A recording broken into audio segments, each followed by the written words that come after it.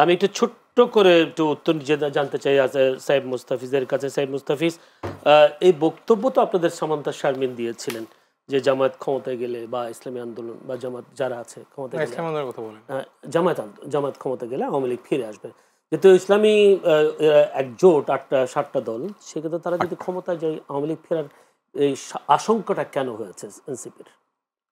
এটা সামান্তা শারমিনের বক্তব্য। সামান্তা শারমিন তো আপনাদের দলের হ্যাঁ, ডেফিনেটলি।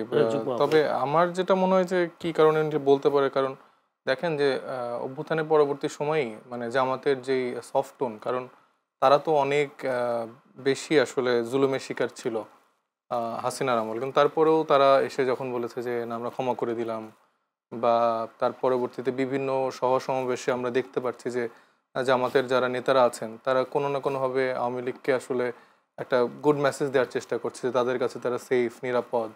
আবার আমরা বিদেশেও দেখছি কিছু কিছু নেতাদের সাথে বৈঠক হয়েছে। তো এই জায়গাগুলো থেকে একটা আশঙ্কা তৈরি হচ্ছে। তবে আমরা আশা করতে চাই যেন তারা আসলে এই এই ব্যাপারগুলো একটু কথাগুলো চিন্তা জুলাই করে সনদে রাখে। স্বাক্ষর করার পরেই বেশি আসছে।